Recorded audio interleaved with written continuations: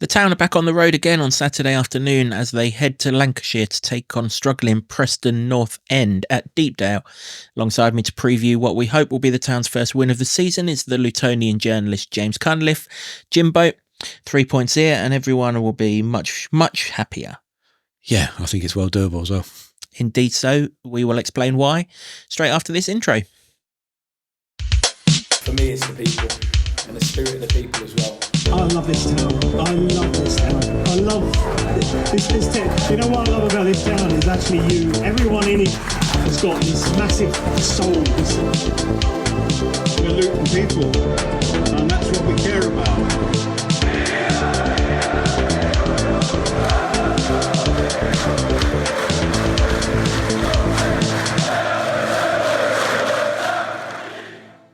Hello everyone, welcome along to another episode of the Luton Town Supporters Trust podcast, the longest running Luton Town podcast, sponsored this season by Solid, providing opportunities, provisions and assistance so our academy can fulfil their potential. As I explained before the intro, we are previewing Preston North End versus Luton Town, Saturday 3 p.m. Deepdale. Tickets still available at the time that we're recording this, but do check the website just to make sure that they haven't sold out. In the meantime, as I said, I've got the Lutonian journalist James Cunliffe alongside me as always. And Jimbo, I think we're both kind of expecting this to be a more comfortable game in terms of level of opposition that we face. However, they're likely to have a new manager on board. They're third in 3 games, which is kind of a unique situation. We're recording this fairly early in the week because it's still summer holidays and we're doing holiday-y things. So if Lee Johnson has taken over by the time that you watch this, then do forgive us. And if someone else has, then, well, a lot of this podcast might rapidly become irrelevant. But first game in charge, always new manager bounce fear. But you kind of sense that if the original manager, Ryan Lowe, and his assistant, Mike Marsh, are no longer good enough to be at the club, that this is more than just a managerial issue. We got hope so. I mean, yeah, there is always that fear, isn't there, of the new manager bounce. But from what I saw against Swansea, there's a lot of gaps to plug there, which hopefully aren't fully plugged by the time Luton get up there. Because if Luton can play in any way that or shape form like they did at Portsmouth, then I think there's a lot of ins that Luton can make to this Preston side. Indeed so, yeah. Town's first appearance or trip rather to Deepdale for 18 months. Last time we were there during the promotion season, 1-1 draw. Preston were reduced to 10 men early on in the second half, weren't they, for a tackle on Pelirada Kampanzu in the middle of the pitch. Carlton Morris nodded us ahead at the back post and then a controversial penalty. Saw that lead wiped out by, I think it was Troy Parrott who scored that goal, but he's nowhere to be seen in terms of Preston at the moment. Generally, though, not the happiest hunting ground. I think the best, or the biggest memory that I have there is seeing Kevin Nichols go in goal when we got an absolute pounding and the goalkeeper got sent off. Pretty sure that was Deepdale. That's bloody slim pickings, isn't it? Yeah, exactly. I mean, it has to be said that we haven't always been in the same division very often. It's probably only those 3 or 4 seasons in the Championship that we've come up against each other in probably going on 30 years, really. So it's not a regular place that we visit. Hopefully it'll be a happier hunting ground because, yet again, we failed to score at Portsmouth for the 465th time in succession. So we hope this will be a much happier hunting ground. I don't know whether I should say this or not, Jimbo, but Preston haven't scored a goal in their last 7 Championship matches. So what could possibly go wrong? Oh, God, you've jinxed it now, haven't you? I only relay the facts on this podcast. Yeah. I mean, yeah, it's true. It's true. And they didn't really look like scoring against Swansea. They had one chance, didn't they, early doors? One decent chance, which probably should have scored. And let's face it, if we're going to be even about it, then Luton had 3 chances they should have scored at Portsmouth. So maybe if you go for the 0-0 again when we get to the score predictions, you might be half right. But I hope not, because Luton created wonderful chances. They found on a couple of occasions Will Norris in fine form in the Pompey goal. Let's just hope Mr. Woodman in the Preston goal is a bit more generous. aside from the distance that it is from Luton, I quite like Deepdale. It's a nice sort of quaint ground. It's nowhere near as intimidating as Fratton Park, has to be said, even when it's full, which I don't suppose it will be on Saturday. Fratton Park was always going to be full, wasn't it? First championship going back 12 years. I've never been to Deepdale only before yet, and I can't think of any reason whilst they're struggling why it would be full now, unless they're all going to get behind the new manager. They had a decent enough home record there last season, 11 wins, 4 draws, 8 defeats, but can we really put too much into that now that Ryan Lowe's disappeared? They finished 10th. And now I know there was an awful lot of conjecture amongst Preston fans that Ryan Lowe wasn't attacking enough. I've always thought Ryan Lowe was a decent coach. I have to say, when we played his Bury side, Nathan Jones was very, very complimentary of him in the Cup and during the League 2 days. And no disrespect to Preston, but I look at it and I'm like, if you're finishing in the top 10 in the Championship, where do you think your ceiling is if you're not happy with that? Because 3 of the teams that come down are always going to be better than Preston. That's just a fact. That's just a way of life.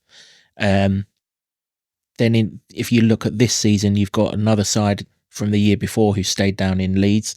They're going to be better than Preston. That's 4 out of the 9 spots above you taken. Then you've got progressive sides in this league, the Coventrys, the Middlesbroughs. Really and truly, I'm struggling to see where a ceiling of Preston is any higher than 10th, to be honest. So I find it interesting that they booted Lowe out, but there must have been a reason for it. So there's something there for us to take advantage of. Well, maybe that's it, because they did have a few years where they were getting in the playoffs and things, weren't they? And maybe they think that they should be that, and they've taken quick action. If it's not attacking enough, then that would speak to what you said in the season preview podcast we did at the beginning of the season, where you are looking at the progressive managers that are going to be the ones that have teams up in the top 6 come the end of the season. And if Ryan Lowe wasn't that guy, which does seem strange, because I did like that Bury side that he took charge of, and he still would have been in charge of them arguably if they hadn't folded, didn't they? They were doing all right. They'd won promotion the season before, hadn't they? So, he knows how to win, but maybe it just wasn't a good fit. We know this. We've seen this with Luton in Graham Jones. That didn't work out. So it could be one of those. I just hope that the uncertainty continues, really, because we've had some levels of uncertainty around Luton, but I think the performance and the result at the weekend down on the south coast has quelled some of that somewhat. And then, like you say in the intro to this, if you go up to Deepdale and get the first 3 points of the season, things are looking a lot rosier. Yeah, they really are. Yeah. Generally, the name Potts is kind of synonymous with Luton in recent times, isn't it? Obviously, I'm talking about the fact that Dan Potts has been a mainstay of the Luton squad, but we always come up against the other one when we play Preston, Brad Potts, and he always seems to do things that stand out against us. I mean, that day here 2 years ago, which was baking hot, he scored an absolute worldie that day, didn't he? And although he played right back for Ryan Lowe, I have seen him play further forward under other managers before Lowe got there. He's always someone that just seems to stand out against us for some reason. Yeah, he does. Well, remember that goal in the heat. I saw just enough of it through the sweat dripping off my brow. It was that bloody hot. And that was a frustrating game because they got that fairly early, didn't they, that goal? And it was a worldie. You have to hold your hands up sometimes. They're just absolute net busters, but they frustrated the life out of Luton in that game. And, that is something I wouldn't like to see again, because we're yet to get to that point where we're confident and comfortable. I think we will, where if teams are going to try and set up to frustrate Luton and how they can break them down, it's going to happen at some point. So we're going to have to come up against this. But let's say they do get the new manager bounce, and maybe they want to go out and impress and attack. Then I think that would suit Luton a lot better.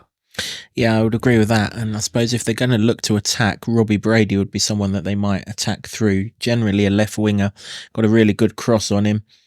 So, we're going to need to sort of watch out where he is and try and get him under a bit of pressure. And as we did with that Portsmouth winger on last Saturday, try and get him onto the weaker foot if possible. I mean, he's a technically good footballer, so the weaker foot's not like the standing foot that it is for some. But if we can get him on it and get these crosses sort of not pinpoint as he can put them, it would certainly help.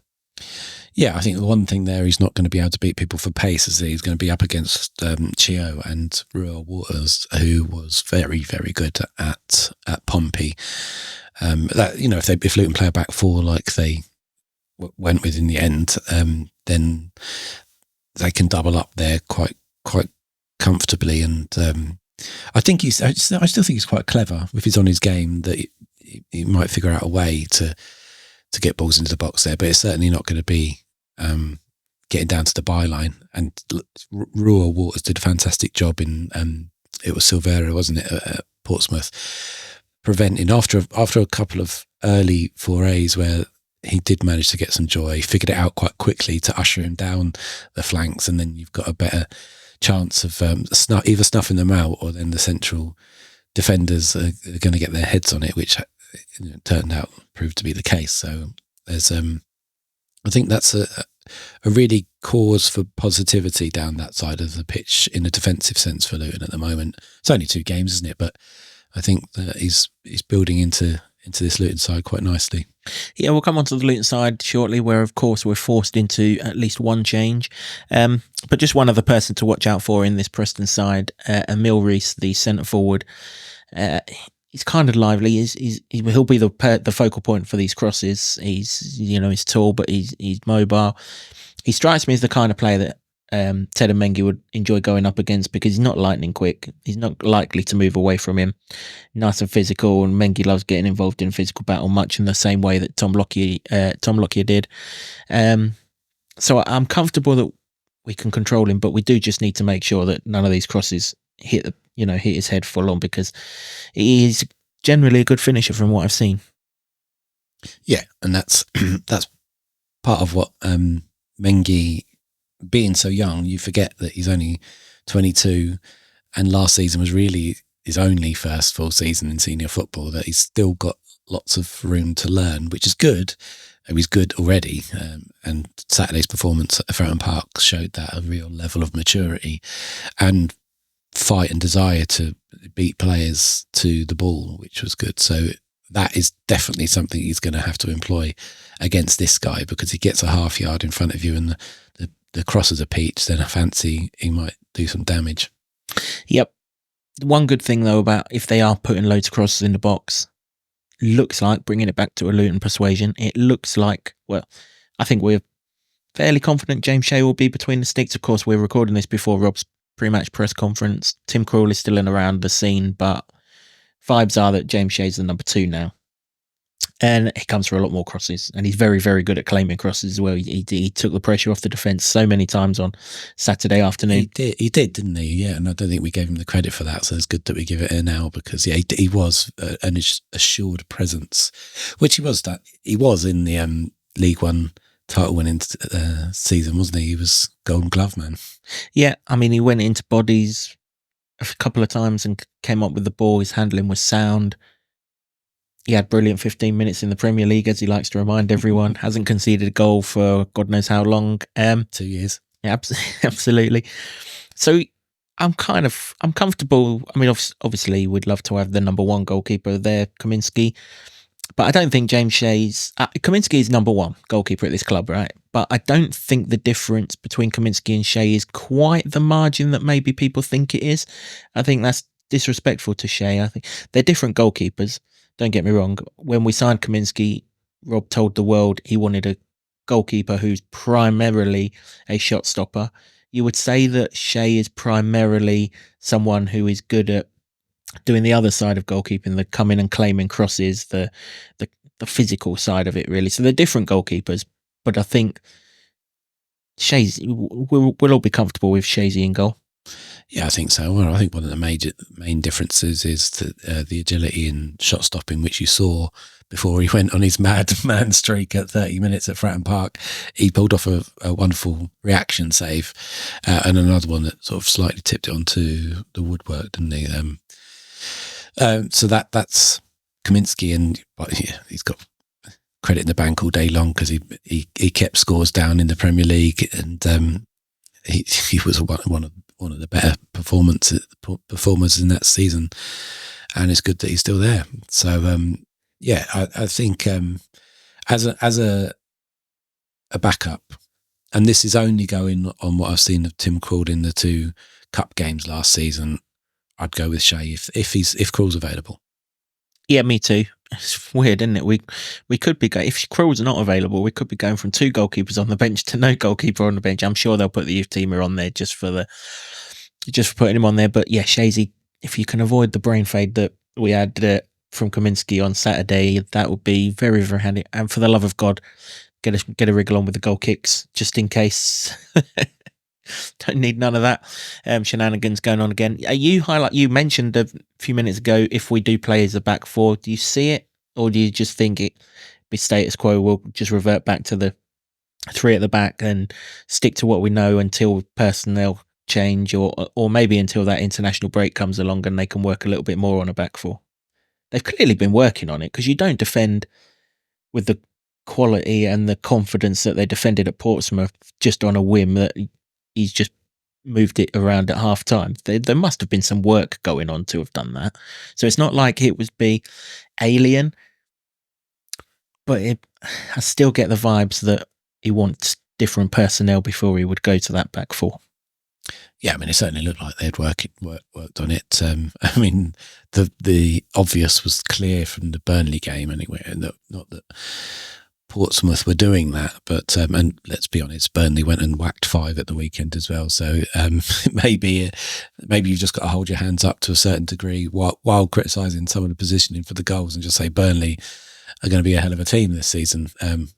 They've lost Odegaard, haven't they, to Tottenham since playing, which came a week too bloody late, but they still had 3 other attackers that were pretty bloody good. So that's by the by. Now that's gone, and I'd like to see it the 4, because it felt comfortable at Fratton Park, didn't it? And the midfield worked a lot better, that they weren't having all that space to play balls through. We highlighted like snuffing out Marlon Pack, and that happened.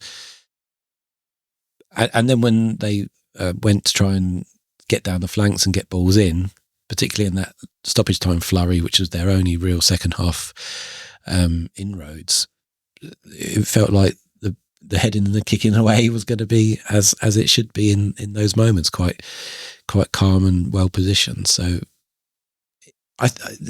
there's a debate there to be had for Edwards as to whether he goes with that. I think it's doable. Are Preston going to pose the same amounts of threats that Portsmouth are? The goal record last season doesn't strike me as such, even though Portsmouth, were in League One. They scored a lot of goals. Preston, not so much. They were almost level on the amount of goals they scored as to the amount of goals they conceded, wasn't they? So, and that doesn't strike me as going to change. Well, we touch wood, don't we? Because they've not scored for how many is it? 7 games. Hopefully that will not change when Luton go up there. I know that's the worry, isn't it? That Luton will be the game where it all comes good for them. But that there's a lot to bridge there, from not scoring for 7 games, the lack of confidence, the uncertainty with the manager, even if a new one's come in by then and worked with them for a couple of training sessions. It's usually when things are going right, it's to try and get the basics right, isn't it? Rather than be this stunning attacking side. So there's arguments there, even in that sentence I've just given. You could play a 3, but the 4 looked comfortable at Portsmouth. But the option's there now, isn't it? And with Amari back, providing his recovery is okay and he doesn't have any breakdowns, then the option's there. Yeah, I think he'll be fine. He seemed to suggest, he did a post-match interview, didn't he, for the club website? He seemed to suggest that legs were tired, but I've only played for the first time in 5 months, sort of tired, rather than, oh my God, I can feel that injury still around, sort of thing. I'd be surprised if Amari's not there. I mean, with this personnel, particularly with Ruel Walters there, they can line up as a 5, but very quickly switch to a 4 because, I mean, as people I'm sure are getting bored of hearing, he's just a right back in waiting, but he can still play that right centre back. So if we need to revert to the 4 during the game, it's not like we can't just push Chio further forward and go into that 3 attackers, Chong and Chio either side of Elijah. So, and in many ways, maybe that's why we've signed Rue Walters, because it does allow us to play 2 formations in the one game without having to make substitutions off the bench and things like that. But the other thing that you quite rightly say, when we went to the back 4 at Portsmouth, it was because crosses were raining in. Well, the ammo that Preston are going to hit us with largely is going to be crosses, isn't it? I struggle to believe that they've got too much creativity in the centre of the park. Otherwise, they wouldn't have scored 0 goals in 7 games. I mean, that's just strikes me as footballing logic, really.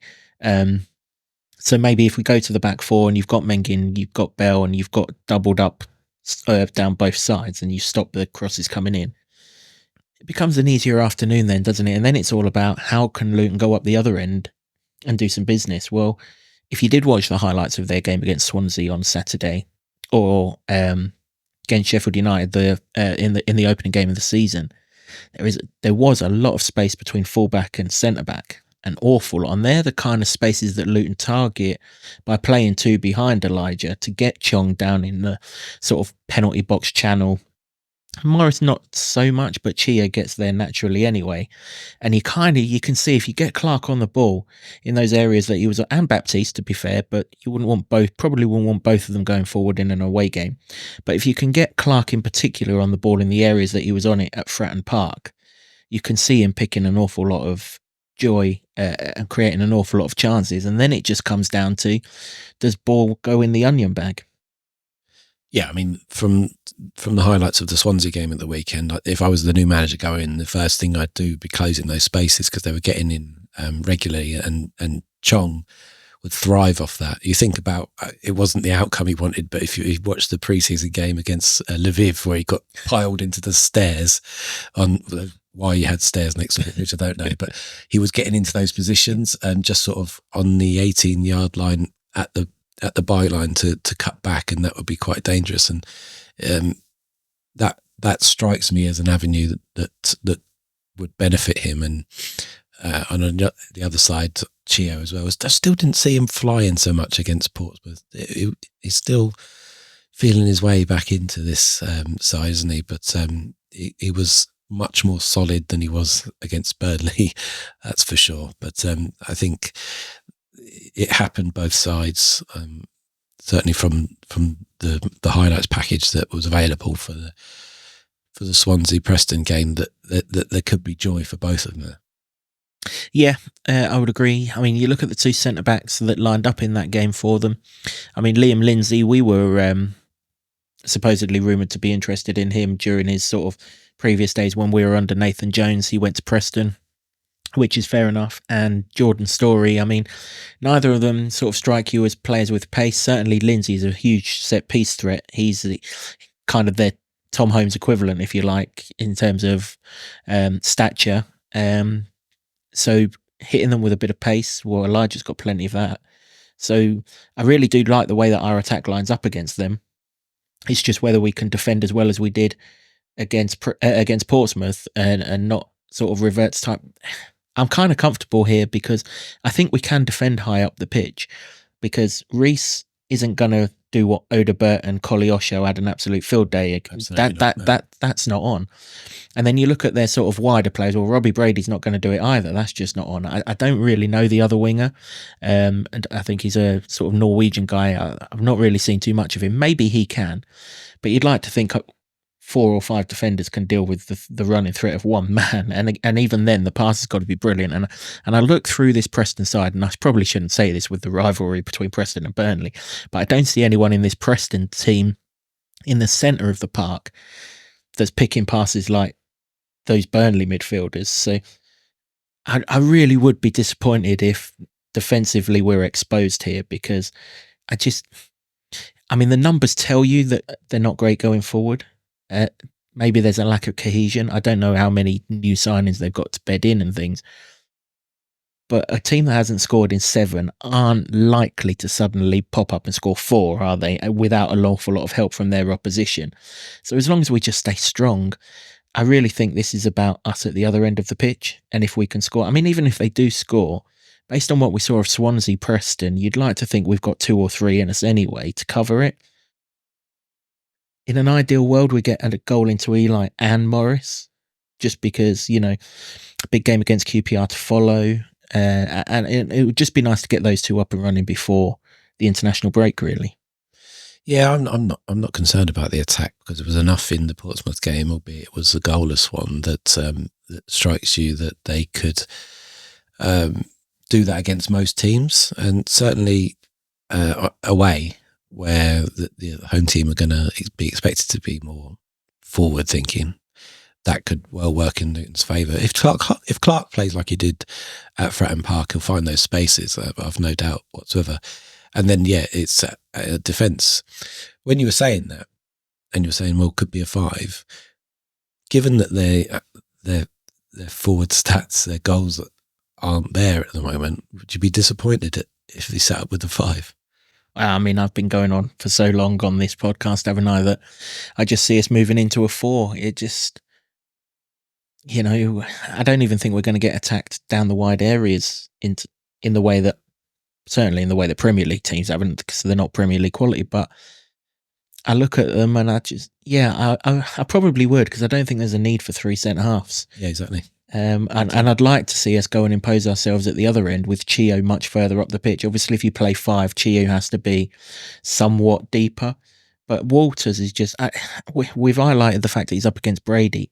The geezer ain't beating Walters for pace, Or strength, from what I've seen as well. It's a bit of Absolutely. an animal, isn't he? Yeah, absolutely. Well, we didn't sort of reference it in the Portsmouth post-match match, but towards the start of injury time, someone stamped down on him in a challenge.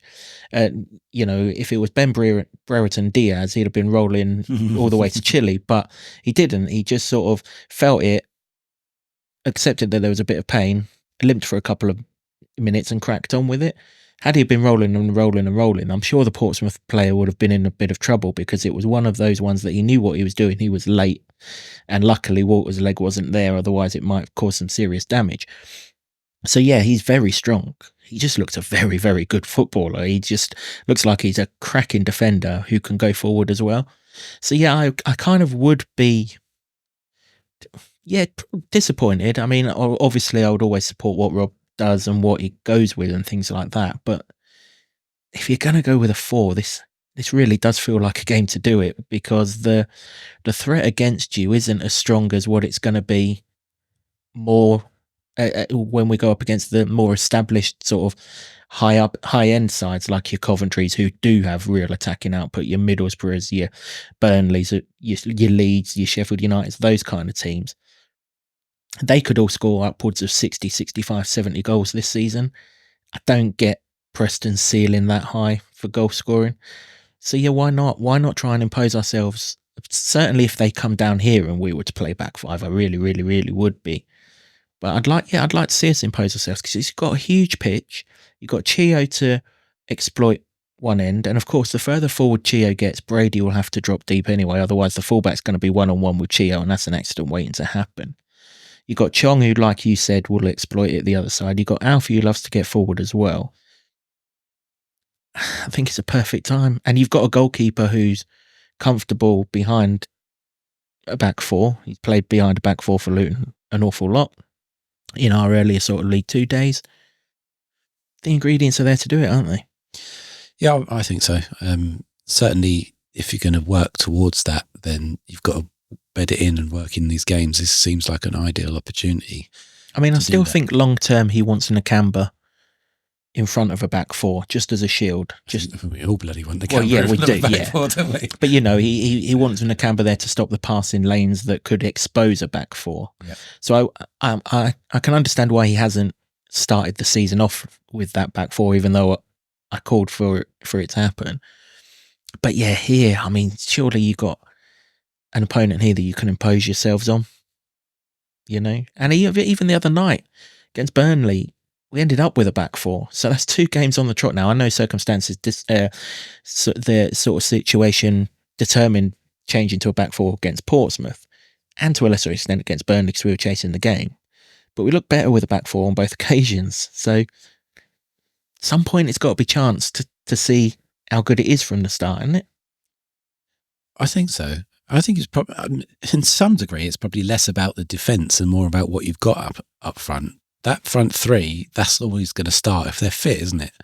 And then the midfield, there's a bit more debate, obviously, but not so much now because Clark's back in it. Shandon Baptiste looks like he's developing nicely, the pair of them as well. Nakamba comes in back in that side all day long if that's the case. So, you know, and Edwards made no secret about the fact that he wants to be have an attacking side and go after teams. So it strikes me as the option that's staring everyone in the face. And it just gives you so much control. It's just, again, it's football logic, isn't it? The more players you have further up the pitch, the more control you'll have further up the pitch. The more players you've got deeper in, the more control you'll have deeper in the game, and less, you know, it's where you can match up with the opposition in the best way. And yeah, I'd love to see it. I really would. You mentioned that the front three start every week. I mean, the good thing about it is they've all got backups because they will have to rotate at some point because the championships are grind. Yeah, and he has said that as well. Maybe he'll have to do that. But even then, you've got Brown coming back to rotate with Chong. Obviously, Morris and Eli can rotate with Corley coming in the Morris role as and when he needs to. And obviously, you know, we can find some people to play down the right-hand side if and when we need Chio to have a break. Maybe that's something that will come in. I'm still pretty sold on the fact that we'll get some Premier League loans in, because within the first month of him joining the club, we got two of them in, and they were the ones they were on the 29th of January and the 31st of January. Drame on the 29th, Marvellous on the 31st. So they came right at the end of the transfer window. And I suspect that's when the Premier League loans are going to happen in this transfer window, right at the end of it, when clubs know, I can't give this person football, but we can develop them elsewhere. And then we would sort of take that. And so maybe we would take a Chio-like loan to rotate with, sort of thing. So, someone who could maybe cover more than just the Chio role, sort of thing. So yeah, you're right. All the options are there to do it. Just for this game, though, we're not expecting anyone else back, are we? Rob's not really alluded to the fact that he said they're back in training, but with a Carabao Cup game to come on the Tuesday, you would think if anyone's back, they'll play that game rather than this Preston game. If anyone's back, they'd just be on the bench. Yeah, Mads Anderson and Reece Burke are back on the grass training. I think Nakamba's even started, so that's a good positive as well. And he said that the two defenders were about 10 days behind Amari Bell. But I think Amari Bell, that was an accelerated reintroduction, because I think he was telling us that he wasn't quite ready to play, and then he started. So maybe they're sooner than we think. But that QPR League Cup game, as disappointing a draw as it is, I think that is ideal for some of these players to come back in and get some minutes, even if it's just a few, just to get back and get a feel for it. Yeah, I mean, if you go to QPR and you've got Holmes as one of the centre halves, and then you've got 45 minutes of Mads and 45 minutes of Burke or something in that sort of vicinity, and obviously you'll bring Joe Johnson in, he might play left back, and you rest Doughty.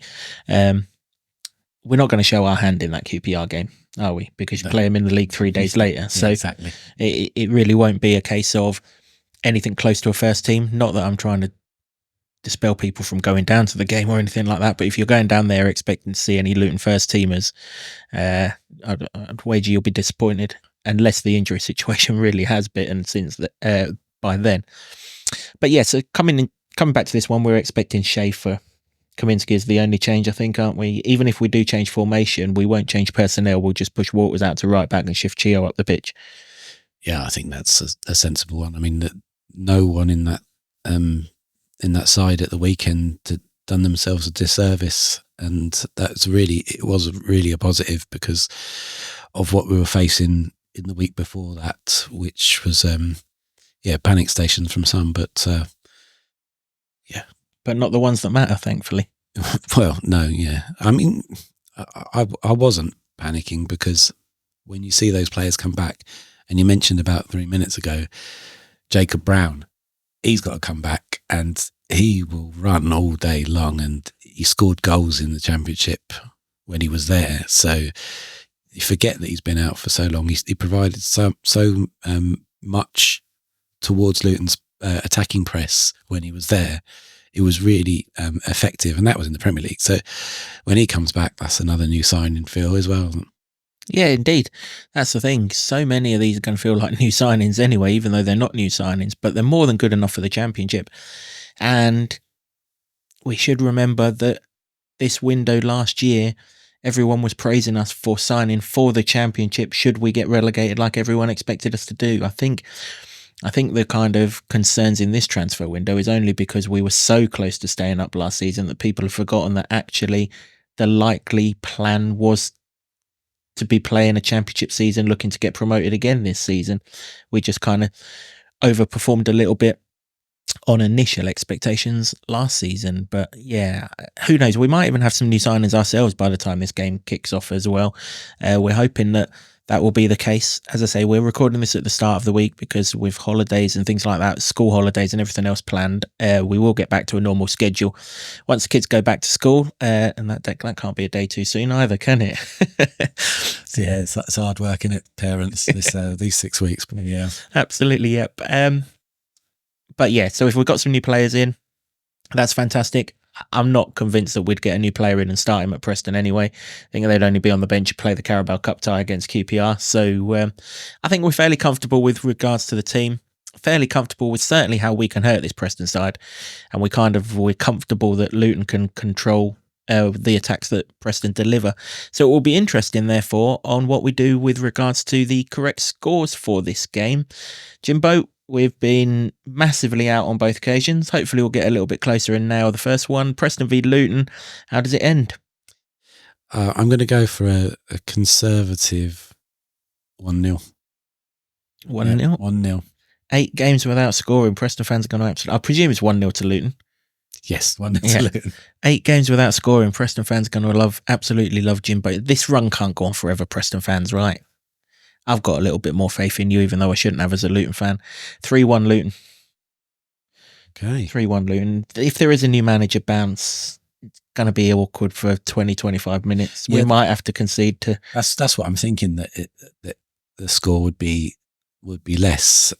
They still have to do a lot of work to become a team that can score lots of goals against a team that's just gone up for the Premier League and a team that's recently just found that they can defend for the first clean sheet in about 7 months. So that's why I've gone. That's why I've gone conservative. I'd love to see a hatful, obviously, because there's a lot of players that have worked hard but need that confidence, particularly the two front men. So if that happens, I'll be delighted. But I'll go conservative. Conservative for James, for the first time he's ever said that as well, let me tell you. As soon as I said that, I was like, oh my God, yeah. Yeah, we'll clip this one up. We'll save this one for a special day. That is for absolute sure not conservative for me, nor will it ever be for quite some time, let me tell you. One thing I think we can agree on, though, although we promised no 0-0s and we got one last week, unless some bizarre turn of events of a red card or something of that nature, we're comfortable that there's going to be goals in this game because we really do like the way that Luton can get at this side with the personnel that we've got available. So we think goals. Well, I think goals. James thinks 1 goal.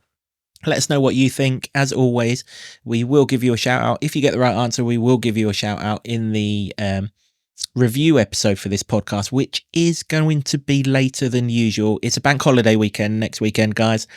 We do still have lives. We have families and things like that. Jimbo's going on holiday. I'm going to do a few things over the bank holiday weekend as well. So what we'll do is we'll get the QPR Cup game out of the way, which I am going to, and then we'll do a review of both games combined. And then obviously we'll be back to normal ahead of the QPR league game. If I get a chance, if the game's particularly exciting or there's some incidents that need covering immediately, I'll try my hardest to get some post-match reaction for you that we can whack up on the YouTube channel. But the full review will be out somewhere in the vicinity of the sort of Wednesday night after that QPR Cup game. Thanks very much for watching or listening to this episode of the podcast. We really, really do appreciate it. If you do like the podcast, please do liking, subscribing, rating, tell your friends. The bigger that you can make this podcast, the bigger and better we can make it for you. We are getting into the realms towards that international break where we'll look to bring you the first sort of guests of the season and go from there. So James and I really do appreciate all of your support, as do the Supporters Trust as a whole. And the more subscribers we can get, the better we can make it. Thanks also to the Barber Club and the Lower Level in Luton for hosting our new studio. Thanks to Sean Grant and the Wolfgang as ever for our intro music, and to Ed Smith Creative for all the designs that you see on set. Until next time, which will be that slightly delayed review of what we hope will be the first 3 points of the season for the town from James and myself. Come on, you Hatters, we've got this one.